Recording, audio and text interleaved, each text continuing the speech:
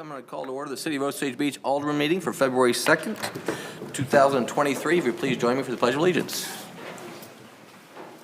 I pledge allegiance to the flag of the United States of America and to the republic for which it stands, one nation, under God, indivisible, with liberty and justice for all. All right, thank you very much. Roll call, please. Alderman Becker? Here. Alderman Rucker? Here. Alderman Ross? Here. Alderman Morose? Here. Alderman Osteen? Here. Alderman Schuman? Mayor Harmonson? Here. All right, thank you very much. We have a quorum. We'll start with the citizens' communications. This is the time set aside on the agenda for citizens and visitors to address the mayor and the board on any topic that is not a public hearing. For those here in person, speakers will be restricted to 3 minutes unless otherwise permitted. Minutes may not be donated or transferred from one speaker to another. Visitors attending via online will be in listen-only mode. Any questions or comments for the mayor and the board can be sent to city clerk at tberreth@osagebeach.org no later than 10 a.m. on the board meeting day, the first and third Thursday of each month. Submitted questions and comments may be read during the citizens communications section of the agenda. The Board of Aldermen will not take any action on any item not listed on the agenda, nor will it respond to questions, although staff may be directed to respond at a later time. The mayor and the Board of Aldermen welcome and value input and feedback from the public. Is there anybody here in person who would like to address the board? Come on up, please, if you would sign in. Yeah. 3 minutes is yours. If you would, please honor the clock. Okay, I want to speak about this rate increase. Why are we not getting the developers to pay for any infrastructure that needs to be done on water and sewer rather than passing it on to everybody else? Because that's what we're talking about here, right? Because we're talking about this potential amusement center and these homes being built off of Case Road.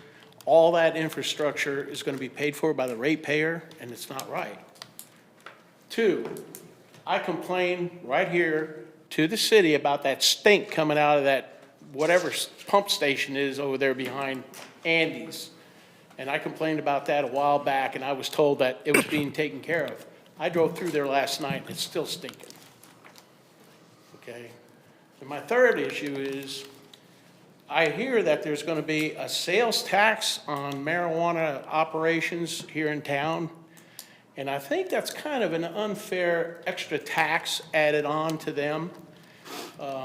If they're a business, we want to draw business into town, right? Why are we going to tax them extra when there are people in town here that own businesses that aren't going to be taxed, that extra tax, and they're going to get the vote on it? Seems to me that it's kind of extorting extra money out of a business. So that's all I have to say to that. All right, thank you very much. Is there anybody else who would like to speak tonight? All right, seeing none, we'll move on to the approval of the consent agenda. Has the board had the chance to review, and do you have any questions or comments on the minutes or the bills list from February 2nd, 2023? I had a couple of Yes. typo changes I made to the minutes. They said, one said it was on Wednesday at the top, and then none was none. I Okay. added an E, so I changed those. Very good. Anyone else? All right, do I have a motion to approve the consent agenda? So moved. Alderman Morose, do I have a second? Alderman Rucker, all those in favor? Aye. All right, consent agenda passes. Next, on to unfinished business. We only have one item tonight. It's Bill 23-02, an ordinance of the City of Osage Beach, Missouri, adopting new sections 110.300 et seq. I learned that word a few weeks ago. Providing for rules and procedures for conduct of business and meetings, and Board of Aldermen repealing Resolution 03-16-06-001 that previously set out such rules, and renaming and renumbering Article 4, Community Event Support. This is the second reading. City Attorney Ed Rucker, please. Thank you, Mayor. Members of the board, we discussed this in December, just as a discussion item, and then it was passed at first reading last week. Just to remind you, this is going to be a 10-page set of rules to simplify your procedures. You will not be referring to Robert's Rules of Order if you adopt this, so it should simplify your business going forward. I haven't received any other feedback from anyone in the public or any other member of the Board of Aldermen since our last meeting. All right. I'm here to answer any other questions you may have. Hopefully nothing, because I didn't study. Comments or questions from the board? Seeing none, do I have a motion to approve the second reading? Motion. Alderman Ross, do I have a second? Second. Alderman Rucker, roll call, please. Alderman Morose, Yes. Alderman Osteen, Yes. Alderman Rucker, Yes. Alderman Becker, Yes. Alderman Ross, Yes. Alderman Schuman. All right, second reading passes. On to new business. First, we have a public hearing, rezoning case 420. Is it Rosina? Rosina Hoffman. City Planner Carrie Patterson, please. Yes, thank you, Mayor. Good evening, everyone. Just got a couple of things for you tonight. The first is a request by Rusina Hoffman to rezone 36,000, just over 36,000 square feet of property located on Osage Beach Parkway, just down the road. Probably the easiest way for me to tell you where it is it is located directly behind Woody's and next to what used to be the True Value Hardware, where Paul's and Woods used to be. So it falls back behind those two properties. Basically what we're looking at, the Hoffmans have had this piece of property for quite some time. If you've been here for a while, you will remember that it was once their tow yard for their tow company that was there at the time. And of course, we've lost Mr. Hoffman, who was a longstanding citizen of Osage Beach, and Rusina, being his wife, has requested that we do this rezoning because the family has plans to do a boat storage yard in the location where the tow yard used to be, in the enclosure that is already there. The property is currently zoned C1 General Commercial, which would allow a boat yard of this type with the approval of a special use permit, but the requirement on top of that would be that the entire yard area or storage area would also have to be paved and or concreted. If you remember recently, we did the changes to the parking requirements that will allow in the industrial zone for a non-customer or public parking area such as this to be an aggregate parking, provided that it meets requirements for drainage.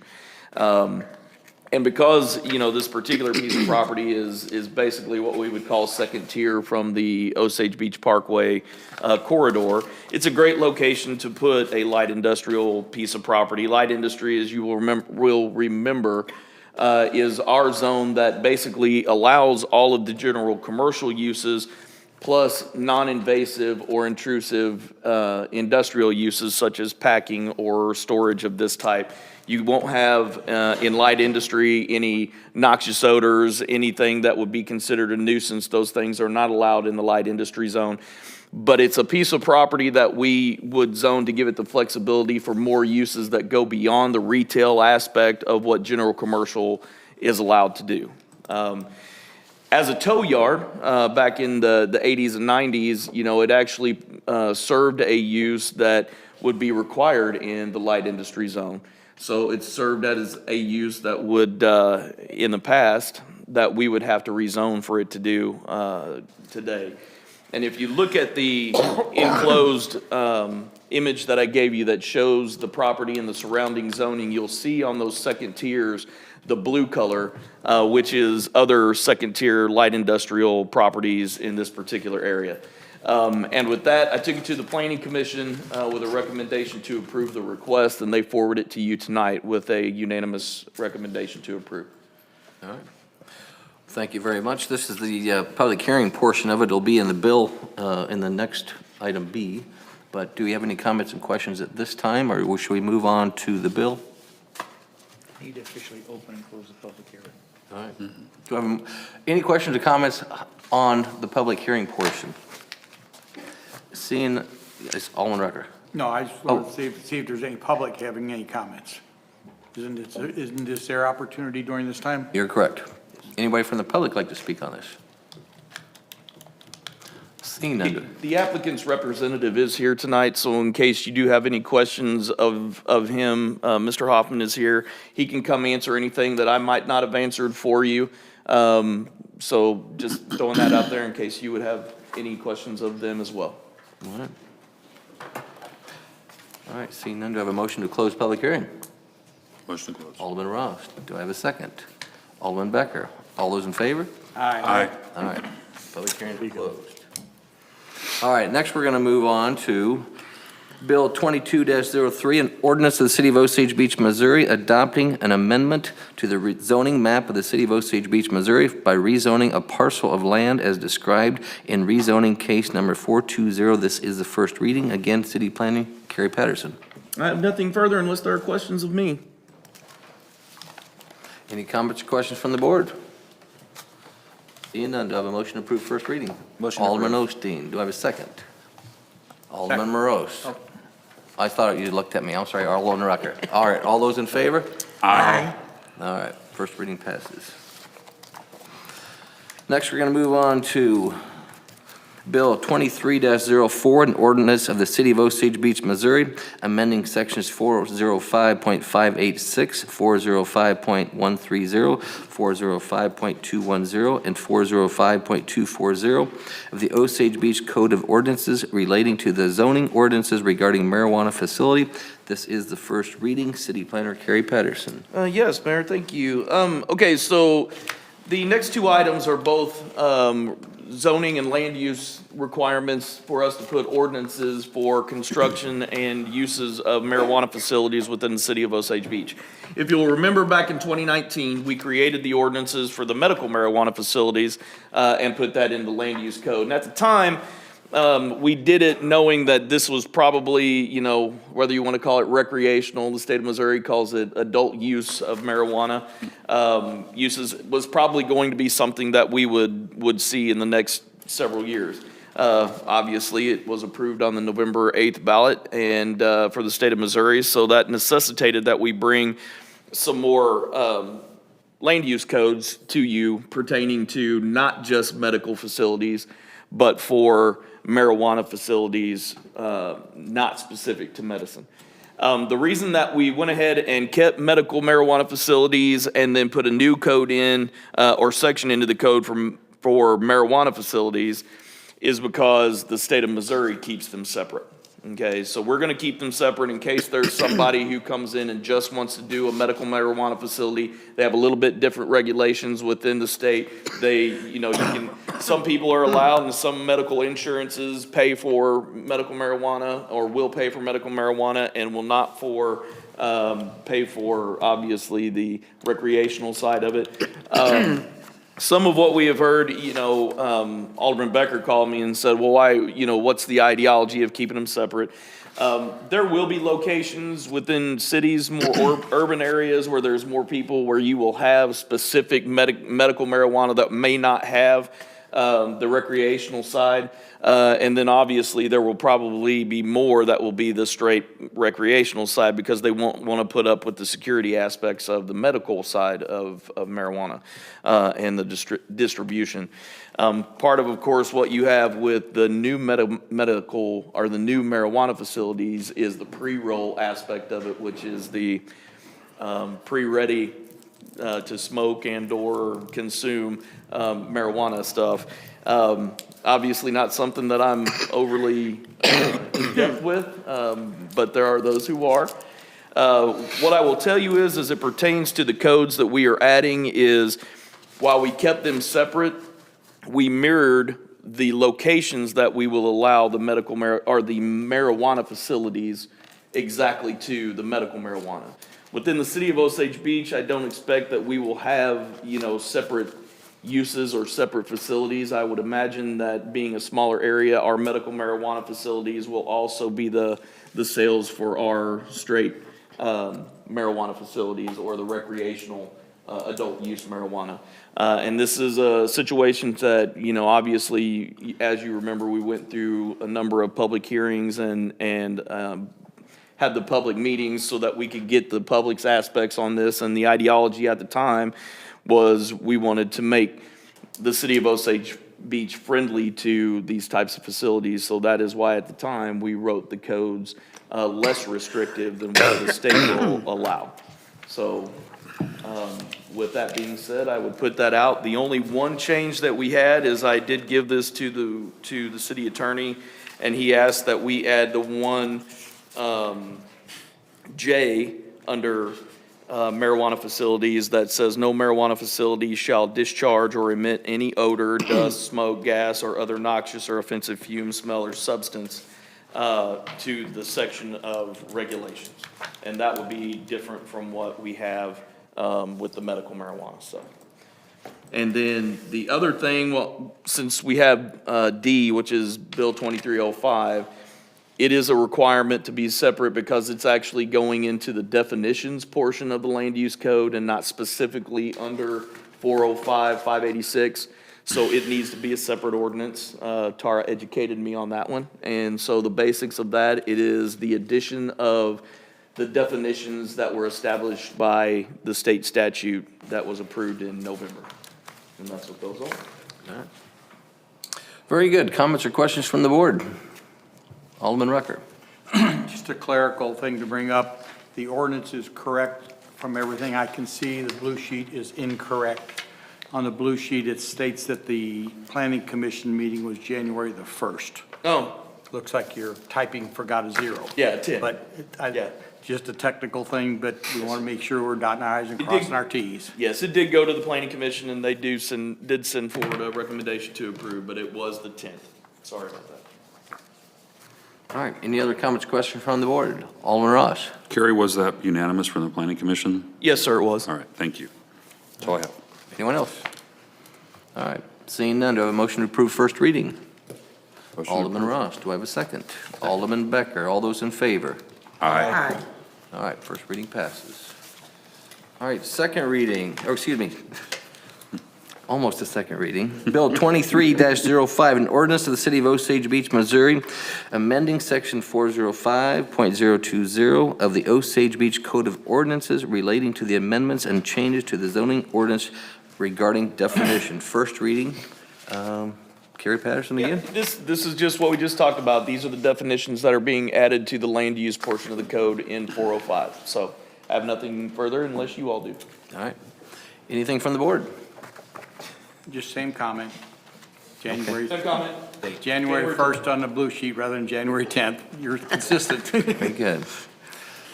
Anyone else? Seeing none, motion to approve first reading? So moved. Alderman Morose, do I have a second? Second. Alderman Rucker, all those in favor? Aye. All right, first reading passes. Next, we have Bill 23-06, an ordinance of the City of Osage Beach, Missouri, accepting Autumn Lane into city inventory. This is the first and second reading. Assistant City Administrator Mike Welty, please. Thank you. Thank you, Mayor and members of the board. When I make a mistake, I own up to it. Kevin, thank you for pointing this out. I do apologize that this has taken so long. This is an easy thing, and it should have been done months ago. With that said, the construction of Autumn Lane was completed in July. A letter of substantial completion was sent to the contractor on July 22nd. A short punch list was attached to the letter, and all the items on the punch list have been completed by the contractor. The road is ready to be accepted into city inventory. I will point out, just since it's fairly new, that we did make a slight change to the ordinance a couple of years ago in situations where we have roads that are coming from the Osage Beach Special Road District. We are allowed to bypass the planning commission and bring them directly to the board because you guys had already approved the project that created the road in the first place. So I just want to point that out. I do recommend approval. Thank you. All right, thank you very much. Comments or questions from the board? Seeing none, do I have a motion to approve first reading? Motion to approve. Alderman Rucker, do I have a second? Alderman Becker, all those in favor? Aye. All right, first reading carries. Same bill, second reading, Bill 23-06, an ordinance to the City of Osage Beach, Missouri, accepting Autumn Lane into city inventory. Do I have any further comments or questions from the board? Seeing none, do I have a motion to approve second reading? So moved. Alderman Morose, do I have a second? Second. Alderman Ross, roll call, please. Alderman Becker, Yes. Alderman Ross, Yes. Alderman Rucker, Excuse me, yes. Alderman Osteen, Yes. Alderman Morose, Yes. Alderman Schuman. All right, second reading passes. Next, we have Bill 23-07, an ordinance of the City of Osage Beach, Missouri, appointing Cole Bradley Law Firm, LLC, as the interim city attorney/city prosecutor. This is the first and second reading. I'll handle this one. Yeah, this is, we did put out the RFQs with the retirement of Ed Rucker, and we received 3 applicants. We reviewed those applicants along with the advice of several, and reviewing the applicants. These are the ones, Mr. Cole Bradley is the one I plan to appoint. And what we were planning to do was appoint him on an interim basis, hourly wage, as you'll see. And the way we came about that hourly wage, we took the application minimum and maximum for a full-time city attorney and basically brought that between an hourly wage, and that's right in the middle of that. So he has agreed and accepted on an interim basis. And then we are in the process that our human resource manager put out the application for others to apply for the full-time position. But this will keep us going. And he's going to be on vacation today through next Thursday. So we do have a starting date of the 13th of February. So with that, do I have any comments or questions from the board? Alderman Rucker. Yes, are we hiring Cole, or are we hiring the firm? He is the firm. He is the firm, Correct. he's the sole? Correct. Okay. Yes, yes. No further questions? Yes. Any other comments or questions from the board? Seeing none, do I have a motion to approve first reading? Motion to approve. Alderman Osteen, do I have a second? Second. Alderman Morose, all those in favor? Aye. First reading passes. Second reading, Bill 23-07, ordinance of the City of Osage Beach, Missouri, appointing Cole Bradley Law Firm, LLC, as the interim city attorney/city prosecutor. This is the second reading. Any other comments or questions from the board? Seeing none, do I have a motion to approve second reading? Motion to approve. Alderman Osteen, do I have a second? Second. Alderman Rucker, roll call, please. Alderman Rucker, Yes. Alderman Osteen, Yes. Alderman Morose, Yes. Alderman Becker, Yes. Alderman Ross, Yes. Alderman Schuman. All right, second reading passes. Next, we have a motion to approve the purchase of a lift station control panel for CL-01 from Municipal Equipment for an amount not to exceed $49,101.45. Public Works Operation Manager Kevin Crooks, please. Thank you, Mayor. This is a motion to approve a replacement lift station control panel for CL01, AKA Heron Bay off Nichols, for the price of not to exceed of $49,101.45. This panel dates back to the mid-1980s, and it's one of our oldest panels and has a recent history of malfunctions, which also include an electrical fire that you probably heard me talk about to you before. The board has replaced 2 pumps for this station, and the sewer department foreman has, I think, rightful reservations of hooking 2 brand-new pumps up to this panel, which is also, as I said, caused us a lot of grief in the past. This panel has bypassed wiring. It's a mess, in short. So this panel was slated to be replaced with the now denied ARPA grants, but we need to replace it nonetheless. And we quickly looked at pricing out what it would take for labor and parts to basically rebuild the panel in place out in the field. And we found that wasn't cost effective. We can take a look at that once we get our electrician to see if that's still the case. But, and I also would add, this is only a 25 horsepower panel. Now this is kind of what we'd call mid or lower level panels. What we've seen since 2022, which is a month ago, is a 20% increase in panel prices. And that's due to everything else, components, but also to labor. It's hard to get shocked, but that one shocked me actually. So $49,000 is not what we used to see for a 25 horsepower panel. Nonetheless, if there's any other questions, I will take those, but I recommend approval. All right, thank you very much. Comments and questions from the board? Seeing. Alderman Osteen. I actually don't have an actual comment or question regarding this expense, but I'm not sure if this is the time I can ask this. But moving forward, can we ask all staff members, when you're requesting the purchase or approval of an item, to note on the blue sheet if that is a budgeted item, or if it's something that's unexpected costs, additional costs, et cetera? We could certainly do that. This comes from, I don't want to call it a general fund, but repair to system. Repair to system is where we get panels and pumps and so forth. And so it's budgeted but unexpected. So that fund is set up for such things like this where things fail. They tend to not fail on a schedule. And so it's common practice to take it from repair to system and budgeted per se, but not, again, not. It depends on how you look at it, but that's what that fund is set up for. Okay. Because it Alderman showed Rucker. it on the blue sheet that it's budgeted. Yes, It's budgeted item, yes. Yeah.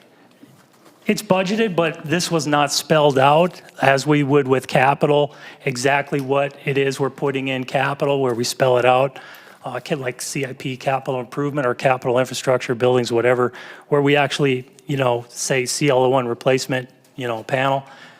This is a grouping in which we use for replacement items like this as they fail. I think part of my concern is that, yes, it states whether it's budgeted or not, but sometimes I'm confused on where that's coming from in the budget. Oh, okay. Let me see what I can do to clarify that then, instead of numbers and yes and no's. So this is a budget item coming out of a pool for items such as, sometimes I get confused on where is this money coming from when I'm looking at the budget. I do, Alderman Osteen, in my comments, I will make a distinction if it is a restricted or unrestricted, if it's not budgeted. But if you want me to do that same thing when it is budgeted, then I can do that as well. Okay, thank you. All right. Any other comments or questions from the board? Seeing none, do I have a motion to approve? Motion to approve. Alderman Becker, do I have a second? Second. Alderman Ross, all those in favor? Aye. All right. Motion carries. Next, we have a motion to approve the purchase of water meters and associated annual inventory from Schulte Supply, Inc. for not to exceed the amount of $428,559.27. Again, Kevin Crooks, please. Thank you, Mayor. As I've brought up in the past to the board, the meter inventory in Osage Beach is aging and in what I call a failure bell curve. Previous years, the water department has been focusing on replacing only those that have failed. And oftentimes at the end of the year, we basically run out of money in that fund as those meters continue to fail at an ever-increasing rate. This proposal basically it takes that head on in a more proactive way. So this proposed inventory represents taking and replacing the remaining installed meters that are older than 10 years or more, 80% of those, and all the meters that are 10 years and older. And off the top of my head, I think we've got about 450 meters that are 15 years or older. At any rate, meters this age, aside from being prone to failure, do not have the current data logging capability that we found is really valuable. With Keegan, our utility billing clerk, and a water foreman have used that data logging to basically track down and help customers with troubleshooting with leaks that are typically within their own homes, toilets, sinks, stuff like that. It'll tell you how much you've used per hour, per day, when it started, when it stops. It's a great troubleshooting tool. These older meters don't have that. Aside from that, they fail. For instance, we probably ran out of meters, 5/8 meters, which is the most common meter, back in October, and we're kind of in a holding pattern. So again, we're taking this in a different direction and being proactive, purchasing 908 5/8 meters, which will again take care of the bulk of these failed meters, not all of them. Again, this was also proposed in ARPA, but we've budgeted to take the bulk of them out of the system, And with this approach, we'll free up a lot of water and billing department staff time. And I recommend approval. All right, thank you. Comments or questions from the board? Alderman Rucker. Kevin, is this a combination of commercial and residential, or more one or the other, or? It's both. It is a combination. You'll see in the packet, there are your 5/8 meters, which is the vast majority of the meters are 5/8 by 3/4. And then you see 85 1-inch, 36 1.5 and then we go all the way up to 4-inch, which we only need one of those. So it does handle residential and commercial. Thank you. All right. Any other comments? Alderman Rose. Yeah, Kevin, I presume we have dealt with this company, Schulte Supply. Yes. Is there any other companies that we've gotten bids from? I'm asking. They are a sole source. They're one of the companies. So for instance, if we were to try and get a quote from Kansas City or Chicago, they'll deal you right back to Schulte. Okay. It is one of those many industries that is regional sales. In other words, you have sales zones. You can't go outside of them.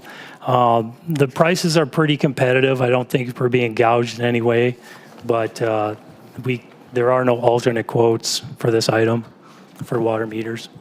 Thank you. All right. Any other comments or questions from the board? Seeing none, do I have a motion to approve? Alderman Becker, do I have a second? Second. Alderman Rose. All those in favor? Aye. Motion passes. Next, we have a motion to approve the purchase of the sewer department inventory items from Municipal Pump Company, Inc. for a not-to-exceed price of $119,372.75 plus freight charges. Kevin Crooks, please. Thank you, Mayor. Much in a similar way that the water meter purchase stocks up the water department, this is a not holistic, but a bulk quantity of commonly used materials that the sewer department uses.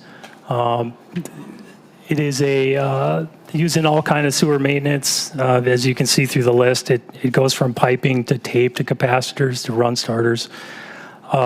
Some, like the pumps and electrical panels, are sole source items, while others are available elsewhere, but they are cross-checked for price competitiveness. And if it's on this list, we can't get it cheaper anywhere else.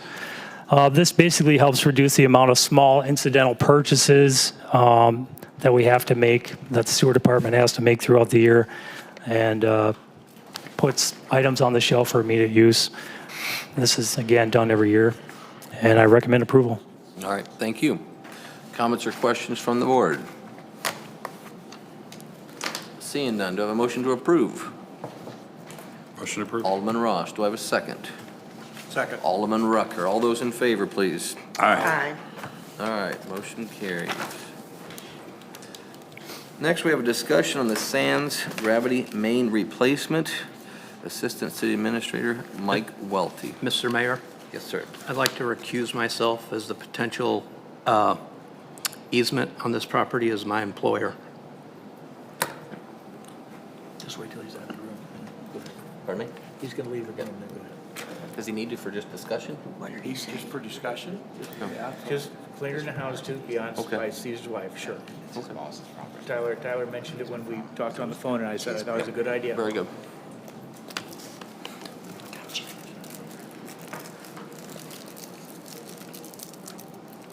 Whisper. All right, thank you, Mayor and members of the board. I'm just going to make a brief statement, and then I'm going to turn it over to Dave to explain the details. I had an alderman earlier today ask me point blank why this is on the agenda. And I just want to make a statement real quick and make sure that the board understands why I put this on the agenda. As I detailed in my comments, the city spent $160,000 in emergency funds just to get this situation under control back in September. And the reason why this is on the agenda is I just want to make sure that we are being as transparent as we can about the costs associated with these changes, and make sure that the board understands the direction that we are going in and feels comfortable with the direction we are going on in as we make some pretty significant changes to the way that sewer will flow in this area. There are two main reasons why we are doing what we are doing by cutting through the property that Alderman Becker alluded to. Number one, the engineers have told me that if we go around, it's going to cost anywhere from $20,000 to $30,000 more than what we already have. And number two, as Mr. Calvino had alluded to in his comments at the beginning, by not going around that corner, we're going to have less splashing. I know that sounds gross, and therefore less odor, less gas. So a more direct route allows us to get rid of the odor even more so than what we already have, because as Mr. Calvino stated, it is definitely an issue right now. And the reason it's an issue right now is because all of that temporary is there above ground. So with that, I'm going to turn it over to Dave and let him provide you guys with a summary of what we're doing. And then if you guys have any questions, you can bounce them off Dave directly. Thank you. Thanks, Mike. We can go into as much detail as needed by the board, but hopefully you've seen the drawings in your board packet. We've tried to kind of put together a user-friendly schematic drawing of what's going on at the Sands Lift Station. As you can see, there's a lot going on here. There's lots of underground utilities. There's more here that aren't shown on this drawing for clarity. We didn't show everything, but if you to kind of orient yourself in the bottom left-hand corner, you'll see that's Andy's Frozen Custard, and in the upper left-hand corner, you're looking at Osage Beach Parkway. The new main that's being laid is the darker blue line shown. It begins up at what we have labeled as manhole number 4. Near the entrance to Andy's Custard, you see a circle with a number 4 in it. That's a new manhole. From there, we come down the hill, heading towards manhole number 3. And then obviously you see manhole 2, manhole 1. And then at manhole 1, we hook into the existing piping. And from manhole 1, flows can either be directed to the existing holding basin or to the existing Sands Lift Station. So this project requires installation of about 400 feet of 16-inch diameter sewer main through kind of an iterative design process. We determined this to be the best, and I would say also the most cost-effective option for the fix that's needed here. Say from there, I'd be happy to answer any questions, or Mike or Kevin, if there's anything to add that I didn't hit on, feel free to jump in. Comments or questions from the board?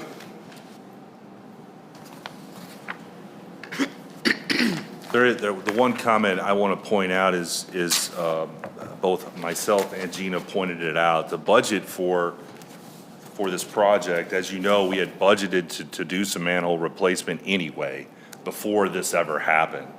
And we had budgeted almost $242,000 to do this. And then what happened in September happened.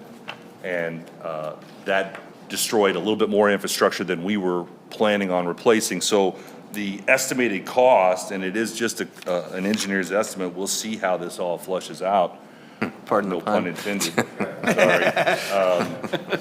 We'll see how this all works out, but that's roughly $160,000 over what we budgeted. And I know Gina's pointed this out many times. The sewer fund does not have a lot of reserves right now. So to be continued on exactly how we actually resolve this, and there may need to be cuts or savings found in other projects, right? So we'll kind of see how that happens, but our plan, unless there's any changes today that are requested today, is to have Cochran finish the design, which I know they're pretty close on, and immediately get this out to bid and get this in front of you guys for approval so that we can get the construction piece of this going as soon as possible. And that's the only other comment I wanted to make. All right.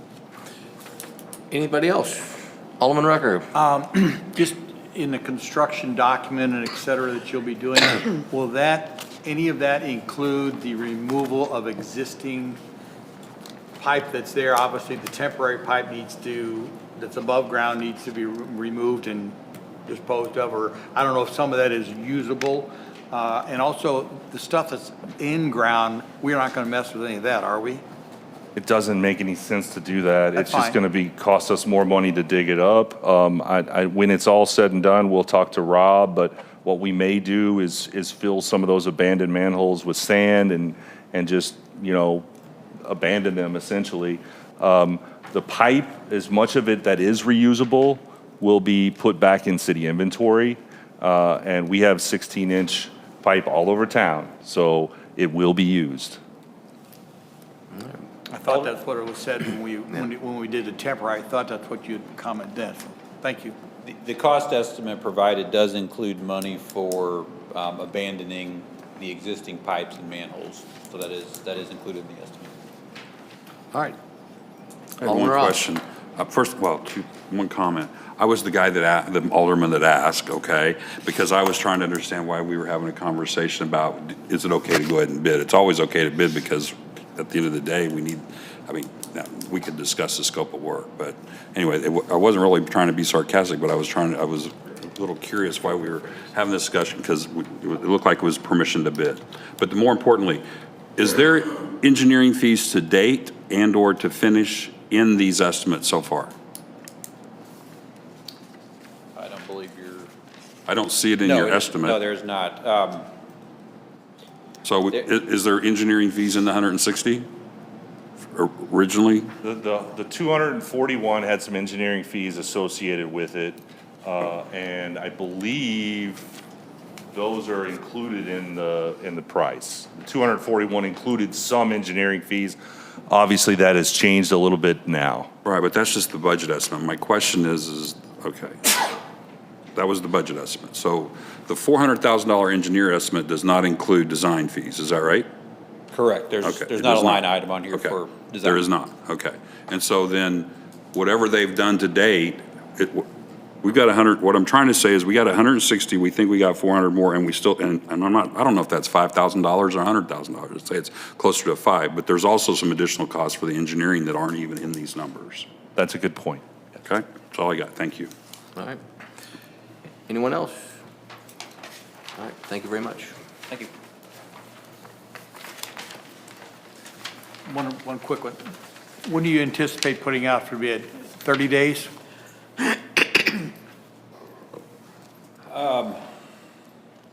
That would be a realistic time frame, yes. So that would Okay.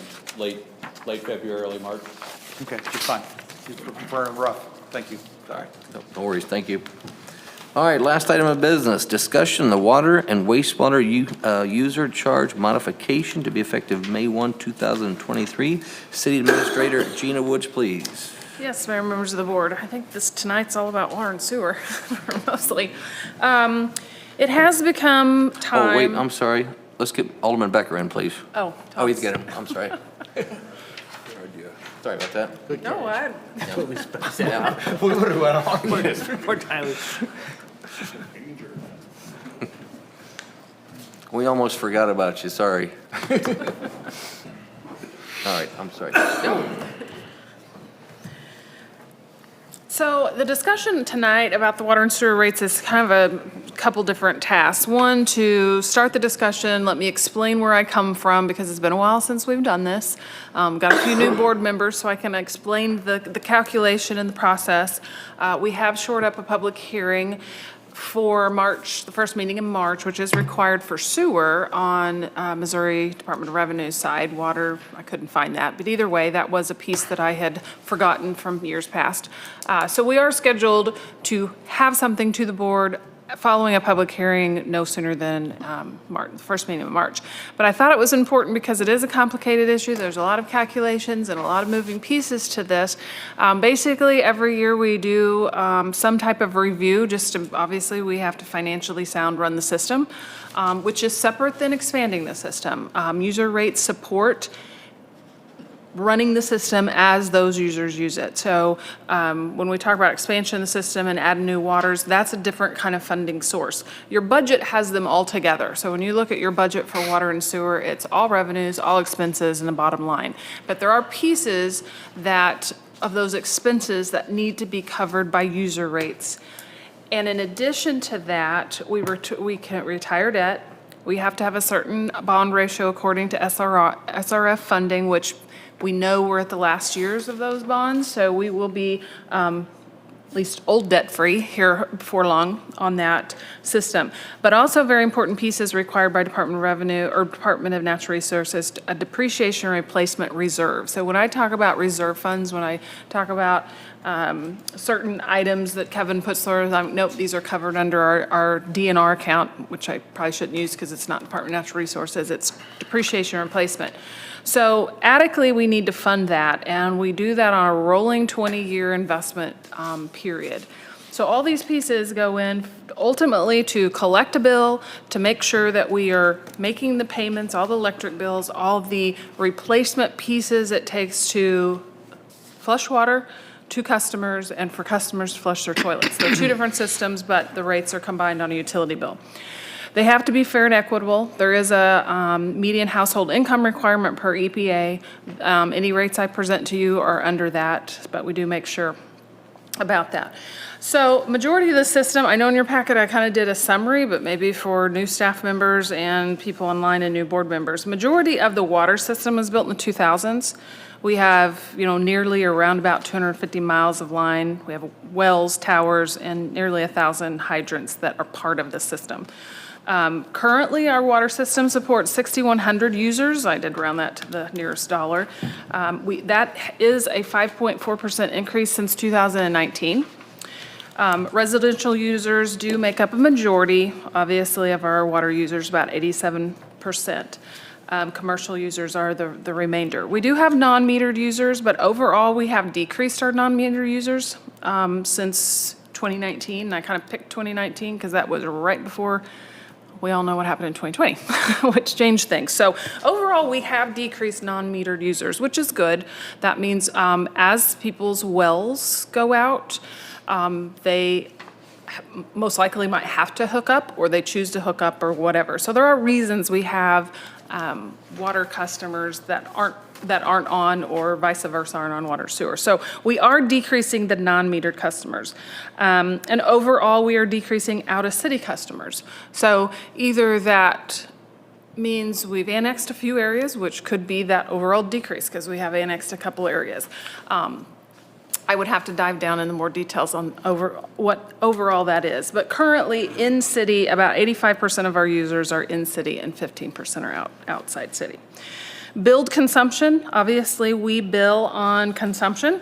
And water rates, like any cost accounting factor, you have to figure out what you produce and what do you got to collect on what you produce to be able to pay for managing that production. So we do not bill, or we do not calculate our rates on master water meters necessarily. We base a portion of that, we use the calculation of billed, because what comes out of the wells and what is actually billed, there is a difference there, and we call that water loss, but that could be many, many logical factors. We are nearly built out, and I am safe to say 100%, because we have less than 25 users unserved. So in the budget time, when we talk about unserved areas and extending, whether that's a geographical reason or legal reason or money reason or whatever, we do have less than 25 that are true users that are inside our city limits that we have not got water to. So out of 6,100 users, we are darn near 100% built out.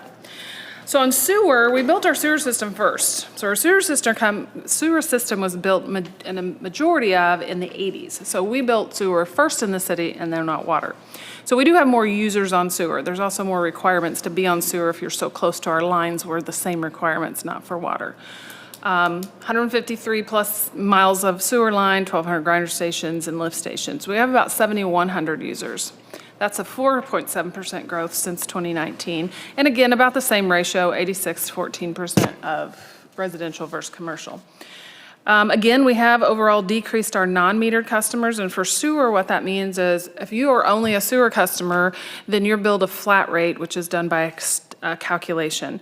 If you're on water, your sewer is billed by your water usage, because what drop of water comes out of your faucet, we assume goes down the toilet. So that's how the sewer, so when we say non-metered, those are customers that don't have our water service, so therefore they're not metered. There are some exceptions. Some people will have irrigation meters that are not hooked to sewer, so that way they can water their lawns, because that's not going down the sewer. So therefore, their sewer bill is proportionate to what they use in water. Wastewater treatment flows, this is kind of your, what we are sitting down at the treatment plant, about 388 millions of gallons in '22. About average 8% decrease in flows annually since 2019. I know we discussed this a lot at the Joint Sewer Board, which is those on the board with me there. Many factors, not going to necessarily go in that tonight, many factors on why it's decreased efficiencies. Same way with water. I didn't highlight that, but we have had or build consumption, no, I'm sorry, that's not the case, never mind. Build consumption did increase. But gallons of sewer, just fixing your I&I or being more water conservative, I mean, those can be many reasons why because we're having a growth in customers and we're having a growth in uses of water, but we are seeing a decrease in what ends up to the treatment plant. So there can be some, again, logical factors to that. Same thing with sewer, we are 100%, darn near 100% built out. We have 50 users or less unserved. So again, those are what we talk about at the budget time. Rate increases, the last increase was in 2018, January 1st, 2018. So 2018 and 2019, as far as expenses, were not out of the norm of what growth was expected. But we all know in the last 24, 48 months, now going on 36 months, what's happened not only with cost, but also what's happened as far as our system maintenance. So because of an increase in cost to manage the system and maintain the system, not just because inflation's been crazy, but we've also had more activity and more need to put more projects into the system compared to past years. So we've come to a time where, yes, our debt service is going down, which in one of them will cease here in a couple years when we finalize and pay off all those bonds. But your maintenance of an aging system has taken the place of what you were spending in debt. And that has crossed. We knew that would cross some, but the last few years have been a major increase. So just to put that in perspective, when I talked about the depreciation replacement account, this is the stuff that when Kevin's buying pumps, repair of system line item, that's the operation and maintenance of pump replacement, panel replacement, along with some other items. It is, for water, it's tower, tank, and well improvements. Not improvements that necessarily expand to new users, because there's other impact fees and other funding that those new users pay. This is keeping the system that's already in the ground that the current users are utilizing. Equipment replacement, truck replacement, we know we have to replace our trucks. We know we have to replace, some of that equipment too.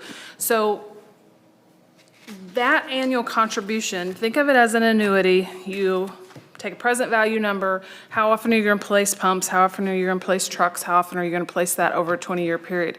So how much each year do we need to put in this pot of money so we can pull out of the pot of money the dollars that we need every year, because that's going to go up and down. Figuring interest and figuring inflation, or figuring growth. So that annual contribution to water is about $225,000 right now based on the current rate structure.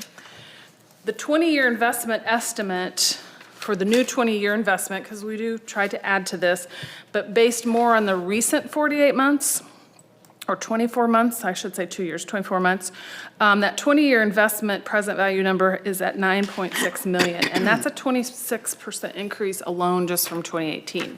So there's a need to fund the repair and replacement accounts at a very much faster growth rate because of what literally has just not only happened to our system, but also happened to costs.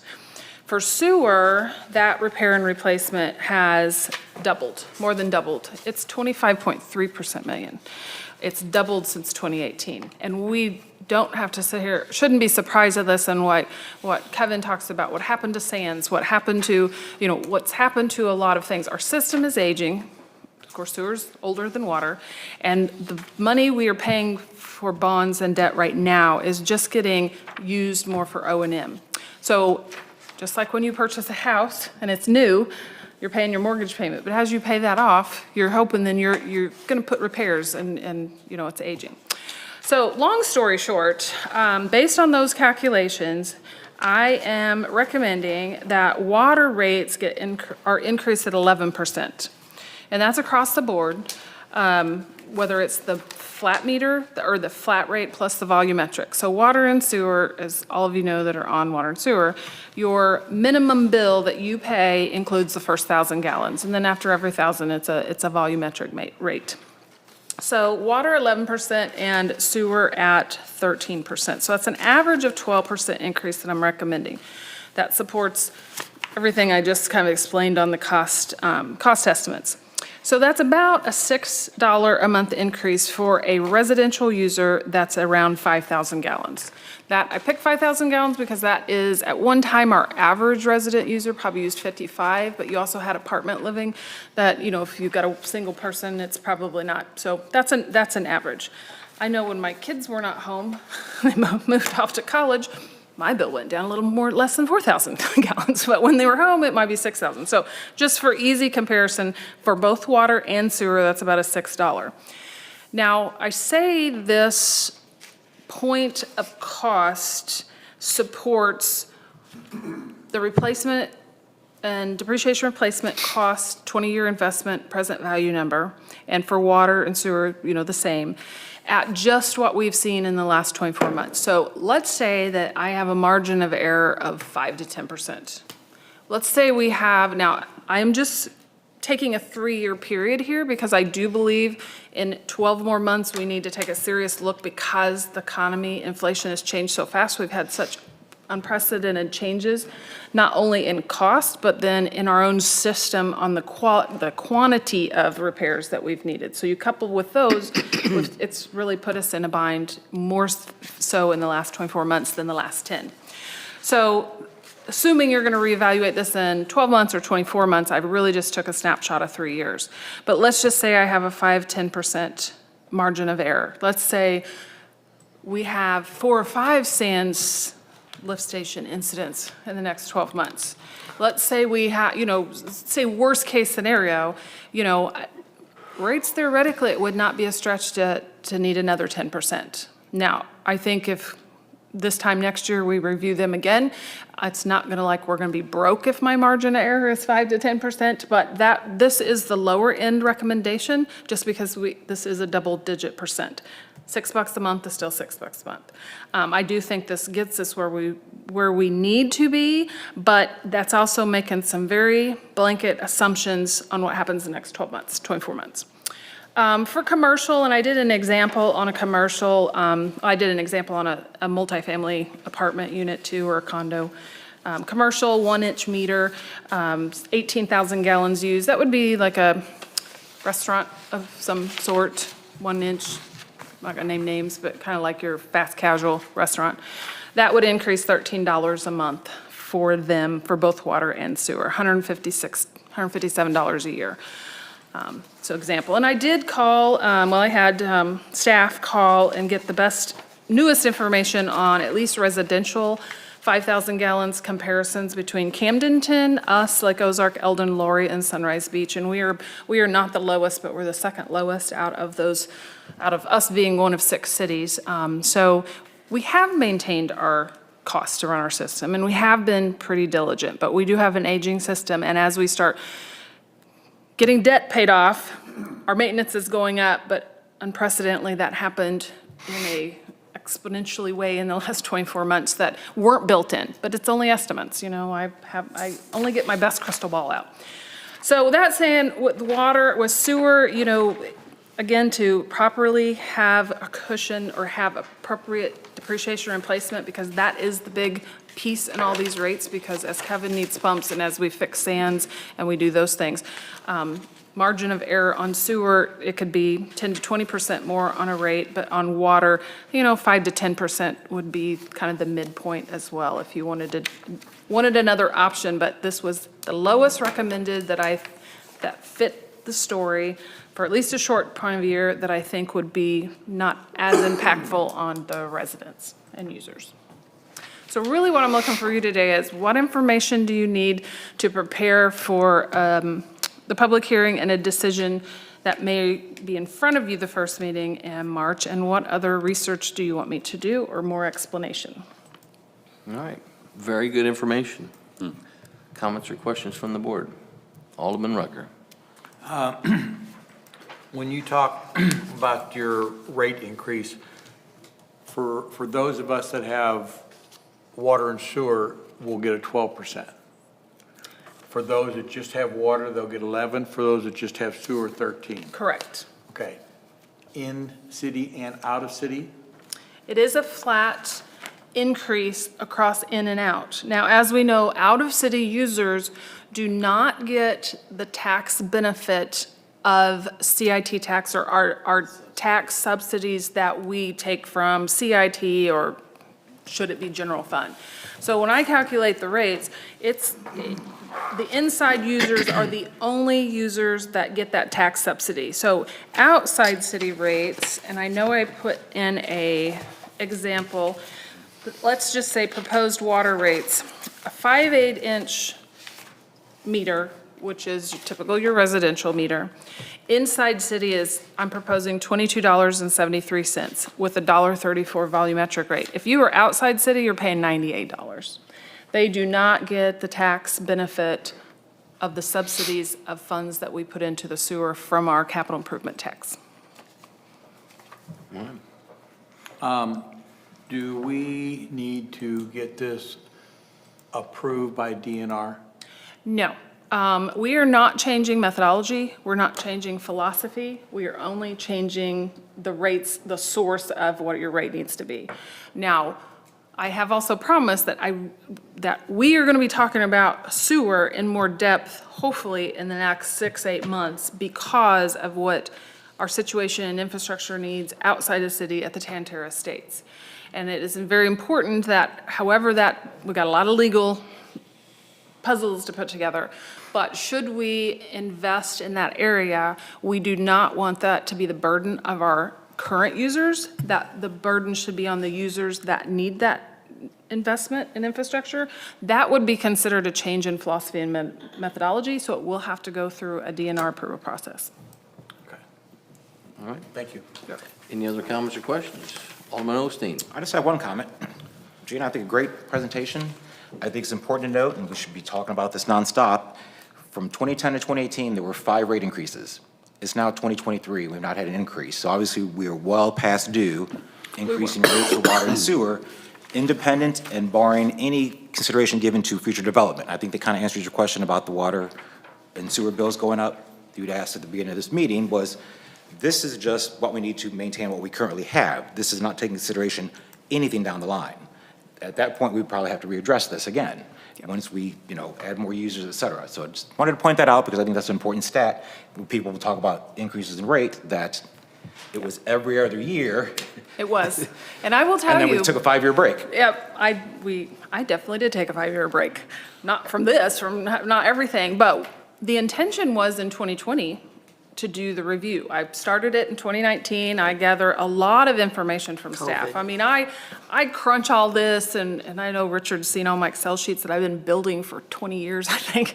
And I got all the information. Well, we all know what happened in March of 2020. So I really go back and assume, should I have gotten my rate review analysis fully completed the end of 2019 and put a rate in front of you?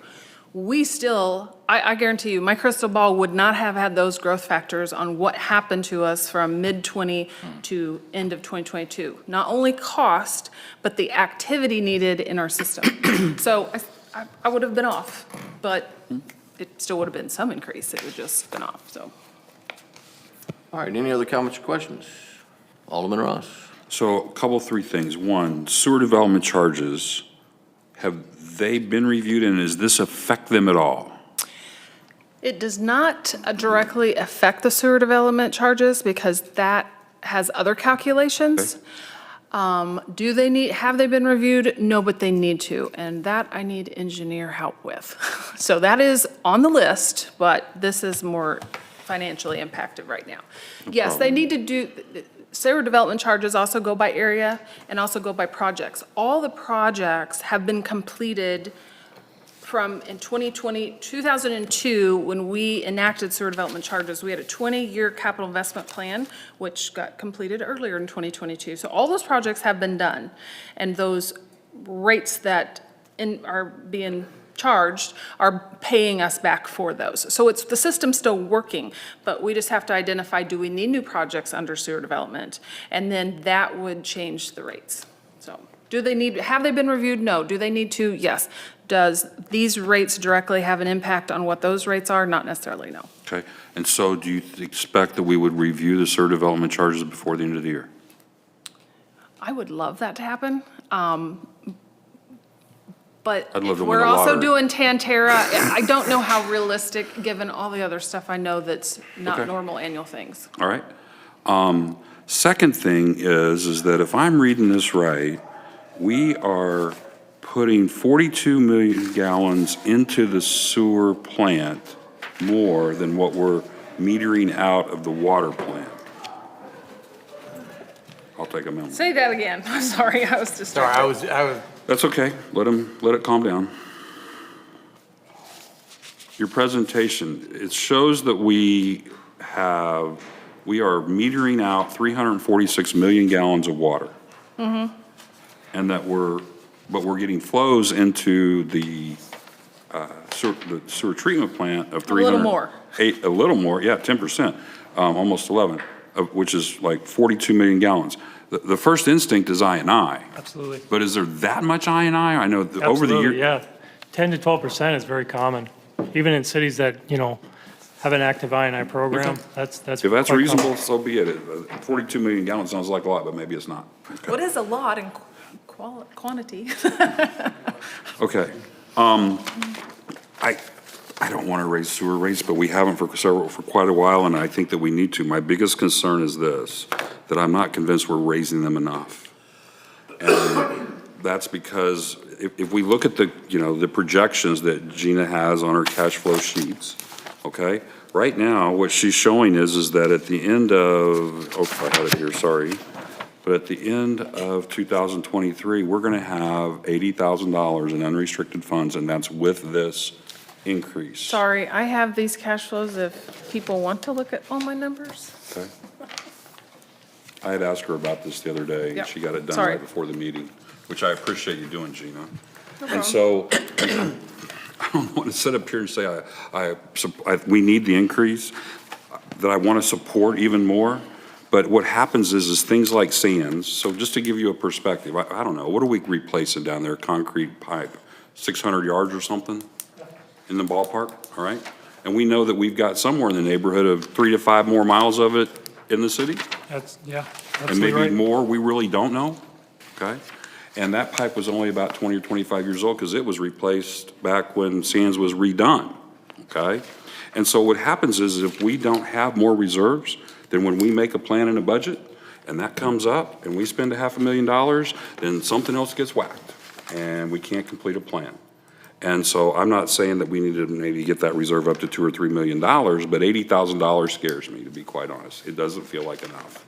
I don't know what other folks' thoughts are, but I think we may need to consider, at least have, if we raised it, I don't know, what is the average, 13%? I'm sorry. The there's a lot of average debt. is 12, sewer is 13%. Okay, so sewer is 13. If we raised it 15 or 17%, what would it do from a reserve standpoint? And then, I don't want to pay $3 more a month, but the difference between $3 and $4 a month on sewer, to me, is not critical. I guess I'll put it that way. That's all I have. All right. Anyone else like to comment? Alderman Rucker. why did we go away from every 2 years on the increases? I just flatly did not get it finished in early 2020 because of whatever. Well, Yeah. even if you'd have presented it, I'm not sure I would have supported an increase with all the other stuff that was going on. Yeah, So, I mean, timing ended up kind of working out, but we That- didn't know what that was working out. The last time in 2012, okay, so in 2011, I would have been presenting to the board and say, okay, we're gonna do a 6 or 7 year, actually it was multiple years, and we're gonna schedule every 2 years go ahead and schedule a rate increase based on what we think a growth factor would be. Not like we didn't have any crazy inflation happen in that. If so, we would have turned around and redone it. But for whatever reason, in 2011, we just ceased that at 2018. Now, these were reviewed. I don't believe any changes ever been made, but every time one was coming up, we would make sure, hey, are these still relevant? Are my estimates and forecasting still relevant? Why I ended it in 2012 at 2018, I don't know, I just thought, oh, maybe I even thought I might not even have been there then. I didn't know. And so when it come time to redo that, whether it was a one-time or a multiple stair step, it just flatly, I didn't get to it in 2020. Or get it finished in late 2019 for 2020. Well, for whatever it's worth, I was in the water business for a very short time as the administrator of the Osage Beach water system that we presently have now. Fire district started the water system, so I have a little bit of understanding with it. Based on that knowledge I have from then, setting rates was a big thing that I went deeply into. And I agree with what Alderman Ross is saying, but I also feel like that, we need to stair step it. It's my understanding with the expectation of the growth that we are having, that we will be able to produce the water that is needed for new customers at a lesser rate per gallon than what we are producing now because of a lot of fixed costs that we have in place. So what my thought is that if we see some of these things actually come to fruition over the next couple of years, that our excess money, I won't call it excess, but our cost for doing business, that's the words I'm looking for. Our cost for doing business should go down. I would like to see us, I would like to support what we have and what Gina's presented, but, and a closer eyeball on it every year or 2 years. Now, with that being said, how many hours are we talking for you to pull all this together? Well. A week? 40 hours? Well, this one was longer because I had pieces done since 2019. So it is in the ordinance that I review rates annually. And I will say, I do that per ordinance. Is it this deep dive? I get annual information from Public Works. I get annual information from utility billing. I get those pieces of data every year. And I just kind of quick glance. Okay, when we're doing budget, what'd we end up with a year? What'd we budget? What's those quick numbers? And kind of just do, it's like, okay, it's not way out. I'm not out of my red box that would make me nervous. 2019, that was like, okay, it's getting a little close, and then it just didn't have. So yes, they are sort of reviewed. This right here, if I would have worked on nothing else, a week's fair. I would support not much more than what Gina has presented, but with the idea that we keep a much closer eye on it in a forward moving. I think that I, as a consumer, and I, as a person participating in telling people what they're going to have to pay, believe in little steps frequently rather than big steps spread out. I would much rather see a 1% every year rather than a 5% every 5 years, for example. So I would rather see us, if we think this will get us by, okay, but let's keep a good close eye on it, and if we have to tweak it another 1 or 2% in another year or two, I would be in favor of that. That's my position. But I'm not digging into fight either way hard and heavy. It's just what I think would be the easiest perceived by the public. Thank you. Anyone else? Alderman Morose. If we go ahead with Jane's proposal and what you're saying, Alderman Rucker, why don't we set, why don't we set a deadline, so to speak, whether it be 1 year or 2 years that we do another total assessment to do the raise? When you're saying a year or two, and all of a sudden, if it's not specified when, it may be 3 years. I mean, I just think it'd be good to put it in writing, either 1 or 2 years. When the next ideal time, and I will put something in my calendar to remind me I'm promising this, because August is a ways away, but when we go to budget and we talk about water and sewer, that would really be the ideal time, especially this upcoming, when we're talking about 24. Okay, we did a rate increase May 1, what did it do? How did my predictions? And if I can make that part of the budget process, I know it does kind of, add something at one time a year for me, but that would be ideal, and then it's reported on at the same time, and then going into 2024. That would make sense. Anything else? All right. Gina, thank you very much. You're welcome. Do you have everything you need? Yes. Very good. All right. A lot of good information tonight. Now we're going to move on to staff communications, and if you have a voice still, you're up first. I have nothing further to say. All right. Assistant City Administrator Mike Welty. Thank you, Mayor. I do have 3 things that I want to discuss with the board real quick, and I'll try to make it quick. First, I want to make a comment pertaining to what Gina just said, and I want to make sure that we don't lose sight of this. As part of the ARPA grant that did not happen, we had a $4 million water treatment plant that didn't get to happen. Right now, on the west side of town, you guys have 3 wells attached to the Swiss Village Tower, and we can only use one of them.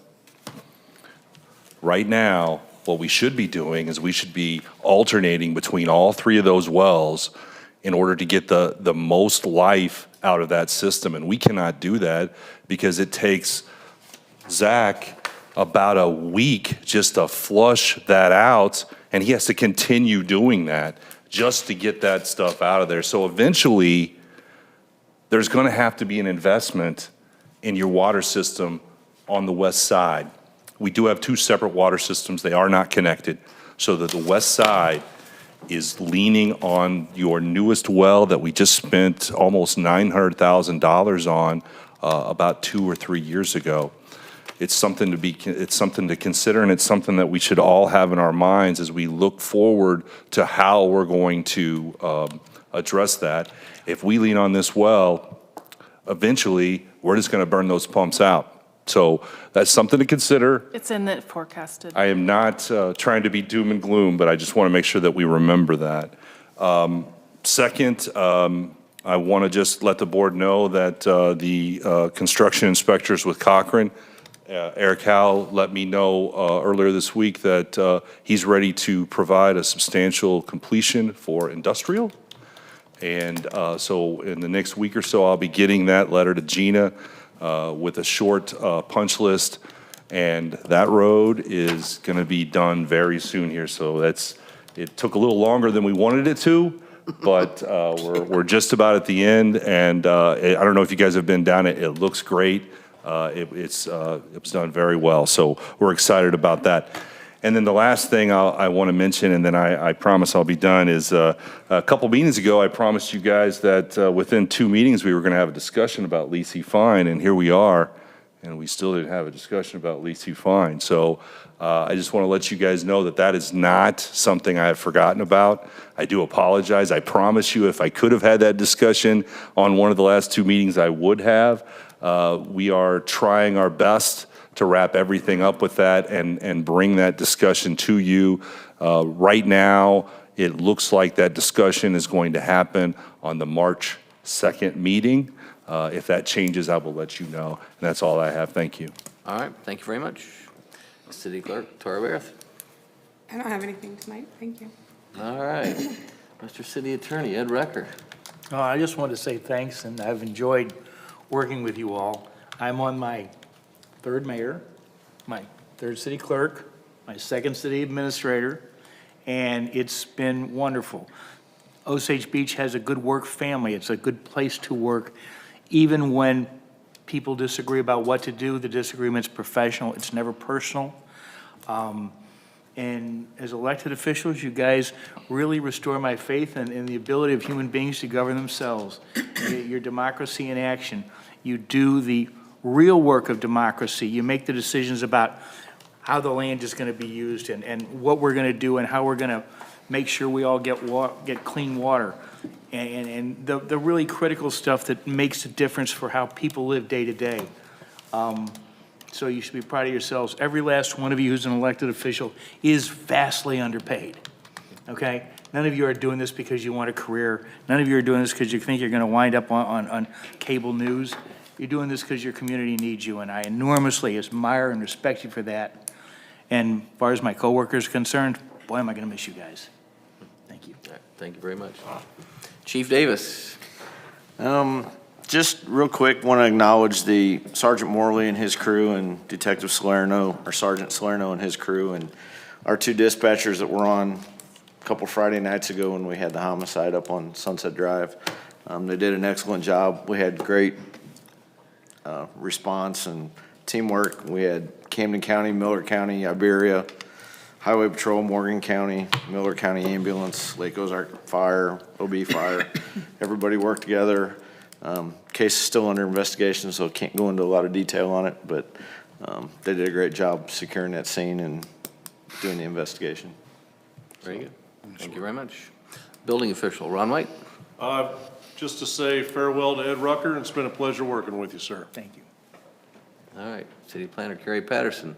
I really don't have anything. I'll say goodbye to Ed tomorrow. I mean, we talked the other day and knock on wood, he said if he'd have thought he'd been this long without any land use, court stuff, he would have been wrong. And amazingly enough, with this planning commission and this board, and past boards, we managed to do that. So, he got off easy. And then you go through all the people that you've been through, and mayors and city administrators and all those things. It scares me a little bit to know how many I'll go through before I'm gone.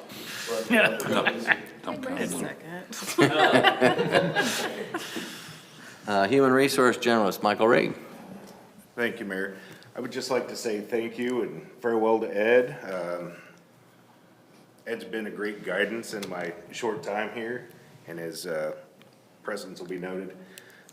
Also like to point out that we currently have 13 job posts on our webpage.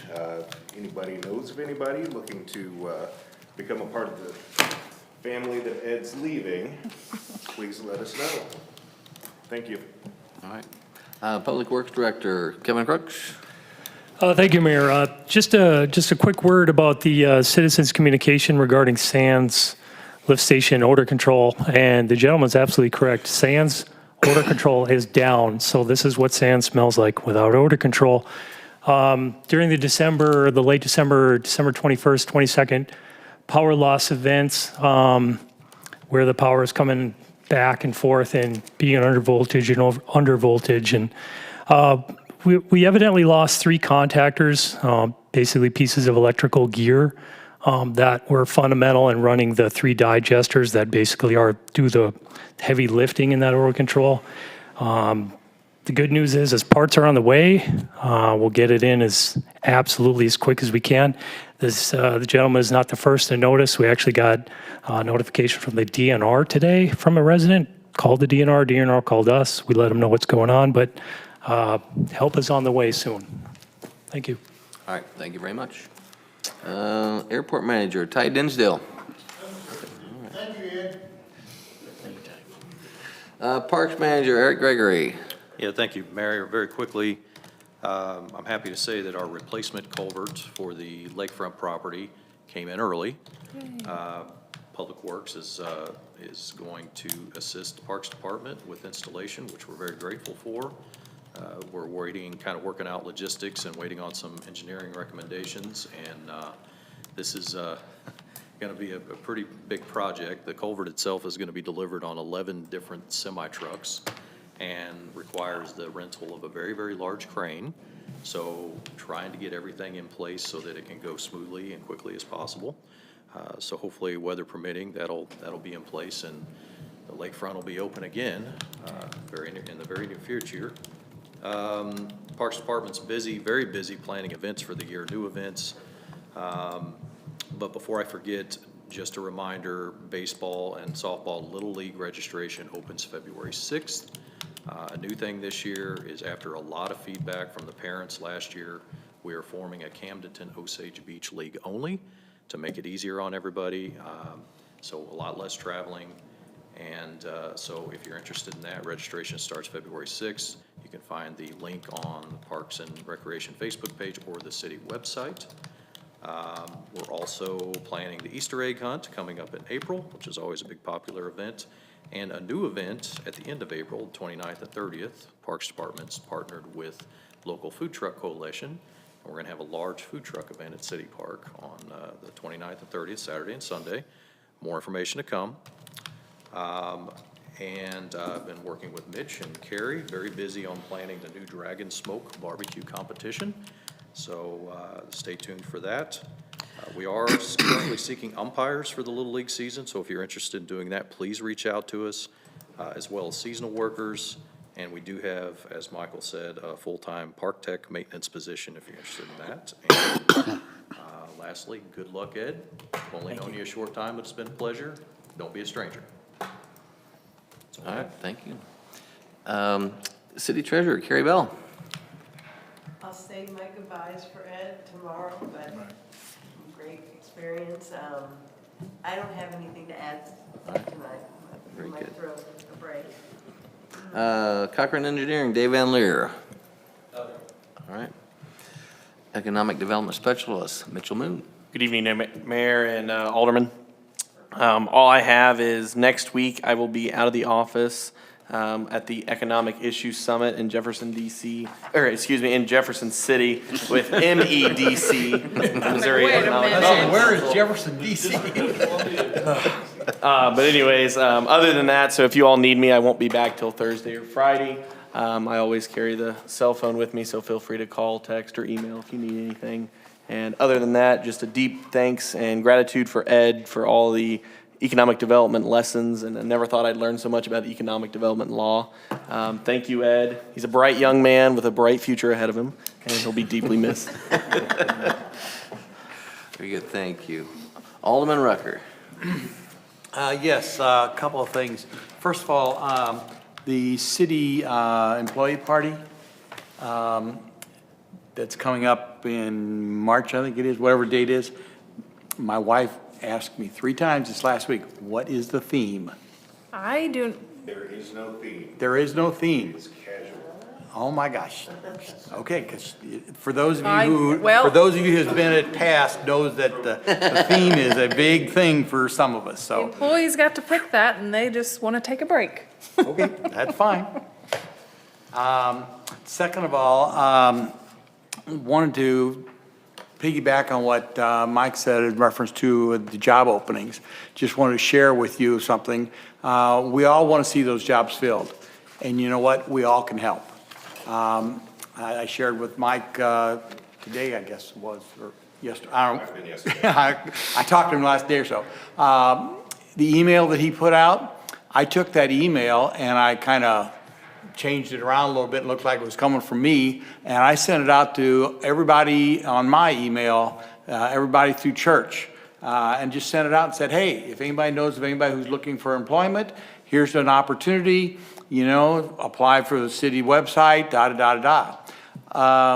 don't know if it'll happen. I'm not plugging anybody, but I know that my pastor happened to be talking to somebody, I won't go into detail who, what, when, or where, but I was talking to somebody and said, wait a second, you've got this kind of skill, wait a second. Here, the city is looking for somebody with that kind of skill. And so the person applied. Now, whether they will or not, whether they're qualified or not, don't know, but you know, we can all help because we all want to see full employment. And if we put that out and you know, to all those circles, we may help fill those positions. So just something to help. Lastly, but not least, Ed, it's not goodbye, it's see you later, because I know where you live. I got your phone number. Thanks. All right, thank you. All right, Alderman Becker. Nothing other than Ed, good luck, you'll be missed. Alderman Osteen. Jumping on that bandwagon. Ed, you will see me tomorrow, so we'll say farewells then, but it has been a pleasure challenging you. Thank you. Alderman Morose. Yes, first of all, kudos to the street department again for ice on the roads. I hope we don't see it anymore, but I'm sure we will. But anyway, they did a fine, quick job. And Ed, it's been a real pleasure and an honor to have you with us. Thank you. And I'm sure that we'll see you whenever you come back to visit us. Well, right now, I'm trying to make sure that Harriet pencils in the barbecue in the fall. Okay. All right, Alderman Ross. Thank you, Ed, for everything you've done. Good luck to you. Visit often, leave lots of money, please. Yes, sir. Okay? But good luck to you. I want to ask about the comment about the well at Bluff, or I'm sorry, at Swiss Village, okay? Jeannie, and I missed your comment, but there is something in the budget for a washout cleanout tank, but that's not what you're talking about, right, Mike? No, so what I'm talking about is the fact that we have just horrible manganese problems in 2 of the 3 wells on this side of town. Okay. And so as it stands right now, we don't use them very much. And so what I mean by that is we are leaning heavily on one well when what we should be doing is we should be using, and I don't know the way Zach does it for sure, but you should be using one day, one the next day, one the next day, so that you are spreading out the use and getting more out of all 3. That's just not what we're doing right now. And it's just something that worries me, and it's something I want to make sure doesn't nobody lose sight of. But Gina knows more about the way things are forecasted in the future. So I'd certainly put my trust in her if she says that is. My comment was, yes, it was a project that didn't get funded in this budget, so therefore it's still part of forecasts of capital expansion or capital investment down the road. So I just didn't want to not say that, and Mike's like, oh, there's something new, and somebody said, well, why isn't it in the budget? Well, it didn't get funded because we didn't get the grant, but that doesn't mean it's not in its place of what we need to invest in 24 or 25, 26. Right. We've had this problem on this side of the Forever. bridge for a very long time. And I think what I'm hearing is that the new well helped that situation, and now we're leaning on that well. And if that well's pump goes out because we're using it constantly, and I don't really know the lifespan of them, but we're going to be right back to where we were. Is that right? Yes, sir. Okay. And does anybody have an estimate yet or what that would cost? Well, what we turned in for the grant was about $4 million total. And that would be to create a water treatment facility at the site of Swiss Village Tower. And as those 2 wells, well, really all 3 wells, as the water came to those wells, it would be filtered, and then the tower would fill, and it would be, we would be able to use all 3 at once or whatever, but right now, that's just not what we can do. Okay. We don't have the ability to do that. All right, so I would ask, and I'm sorry for this being lengthy, but Gina, when you say it's in the capital plan future, is there a year that it's designated? I already wrote myself a note to find those Okay. details, because I knew that All would right. be coming. At $4 million, that's a heck of a one-year investment. Not that I'm saying we can't, but that would, I don't know. I'll look forward to that answer. Kevin, do we know when the nickel signal replacement may occur? I'll get back to you. It's been ordered. I don't know what the lead time is. I'll definitely find out. I can just tell you that I rarely go through it, and it drives me crazy. And I'm sure there's people it's that go through it a irritating. whole lot more than I do. A lot of people. And so yesterday's a whole lot better than tomorrow if you can figure anything out on that one. That's all I have. Thank you. All right, thank you very much. I have a few things tonight. Well, we're giving kudos out. Kudos to the police department with well, we all know the homicide.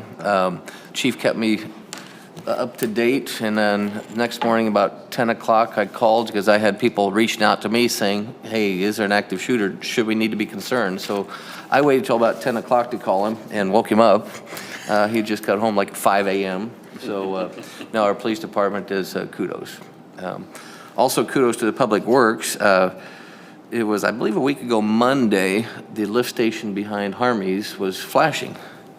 And so, I mean, I called Kevin Crooks. 6 minutes, there was 2 people from Public Works behind Harmy's. 30 minutes, it was fixed. There was a bad float. And so I called him back to tell him how great it was. And I'm like, did they just do that because I was the mayor? And they're like, well, no, they were literally down the road. They stopped by, and he said, I wish more people would call. So my point is, saying this publicly, is if you see a flashing light, call. The city will be there to take care of it. It's just like the road one time. I called him and I said, everybody keeps complaining to me about the road. And he's like, you're the first person to tell us. So, yeah, let us know, because the city does want to do the right thing. Mr. Calvino, I think most of your questions were answered tonight. Appreciate it. The only one thing I will address, and I appreciate the time, because the beginning is not a question and answer, but appreciate you coming and staying to 3 minutes. I think the only thing that wasn't addressed was the vote on the marijuana. That's something that the board voted in favor of putting to the community for a vote in April. So the community of Osage Beach can vote up or down on that. It's not up to the board. So if you're an advocate for or against, feel free to go out and talk to people, but the April ballot is what will determine that, not the board. I do want you folks to know up here a few things. I am going to activate the Citizens Advisory Committee. I've talked to Tara about that today. She's going to contact the members. A couple of things that we're going to talk about. One is the food trucks. Back in 1993, the powers that be at that time, the citizens declared that food trucks were considered peddlers. And I'm looking here at the bill back then. They considered it undue annoyance. And so the city of Osage Beach voted on it. And I'm looking here way back then, 312 voted yes, 84 voted no to charge peddlers a $500 fee.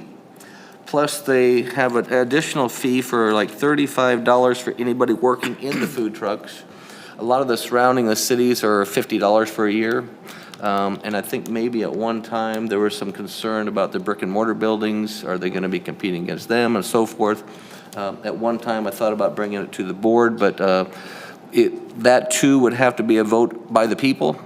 And we just didn't have time to put it on the ballot for the April. So I'm going to have the Citizens Advisory Committee reach out to some of the local businesses, give them some direction, and bring their findings back to the board. The other thing we're going to be talking to them about is a sign policy. That was one thing I've been talking about for a long time. We have city ordinances on signs. Being in this position for 9 months now, I know a little bit more as to why, but that still is some concern out there. So I'm just going to have them look at that as well. So look forward to them doing that. Also, loggers. One of the things that when I ran, I had some police members reach out to me, some citizens reach out to me about loggers, the retirement plan, the pension plan. I was at an MML conference early on in my term. I dropped my card off to a booth for the loggers, and nobody reached out to me, so I just called them a week or so ago. And I had 2 representatives spend about 2 hours in my office, and it was kind of nice because I knew nothing about loggers, so I could ask all the dumb questions and really get some information from them. So they spent a lot of time with me. I've let a couple of police officers that have talked to me about that, so I just want you to know I'm researching it. Obviously, I can't make any plans. I've talked to some members that are for it, some members that are against it. So I'm just gathering some information right now, and what we're looking into maybe doing is it's about a $900 fee for us to provide them with the information as far as the number of employees we have, the salaries, and they will come up with possible plans that we could look into possibly doing. If we do that, then obviously we come to the board. We have up to 2 years to make a decision based on, but it's just giving them preliminary information to look at that. So I just wanted to throw that out for the public and for you. Feel free to talk to me about your concerns. And I see some head nodding, that's fine, but let's talk about it. It is something that everybody's involved in. So let me know your input for or against, but that's just some of the discussions I've had. I would ask you to do the same research and visitation with our present retirement people too. I'll be doing all that, and I'll be happy to get all your information. I'm just, this is my turn to talk, and I'm just telling you what I've been doing as mayor. And that's something that we've had requests from citizens. So I think it's my job to look into the requests of people and then bring it to the board. So on a little lighter note, Mr. Rucker leaving us. Let's just say when I took office, ran for office, I didn't know about this guy, and he certainly didn't know about me. So since that time, I was doing some quick 15 years. Now, this is just approximate figuring. Okay, so 15 years, 2 meetings a month, 12 months a year, about 360 meetings up here. Well, I've been part of 18 of those. All right, just to put it in perspective. So first time when he comes in, we're sitting there looking, can we work together? Because we didn't really know about each other. And then we got to know each other a little bit more. And then we got to know each other a little bit more. And probably one of the two biggest compliments he ever told me. And he said, first thing is, he says, he quickly learned, you never mess with a wrestler. He used to tell me that all the time. The second thing is, he says, you will never be underestimated again, because what you did. We had a lot of closed-door meetings, a lot of open-door meetings, and he was the one I would go to, if I had questions. Can I do this? Can I not do this? And I think most of you kind of know that I kind of jump in sometime head first, and I need to be pulled back. And he would do that. And I grew up with a brother who was my only sibling, but he was an attorney, always wanted to be an attorney. So I grew up with a guy. Attorneys are their own breed. I mean, let's just face it. So I kind of felt like I knew how to handle the attorney breed, if you will. But we got to become very close. And it's been an honor, Ed. It's been a pleasure. I'm kind of a movie guy. And you remember the movie The Last Samurai? Yeah. Okay. And I used to tell Ed, he'd leave my office, I just really enjoy our conversations. And I'm going to miss our conversations, Ed. I am too. All right. With that being said, do I have a motion to adjourn? So move. Alderman Rose, do I have a second? Second. Alderman Ross, all those in favor? Aye. All right, motion adjourned. Is that your pen? Okay. And I'll get a picture. I have something like that, and I was like,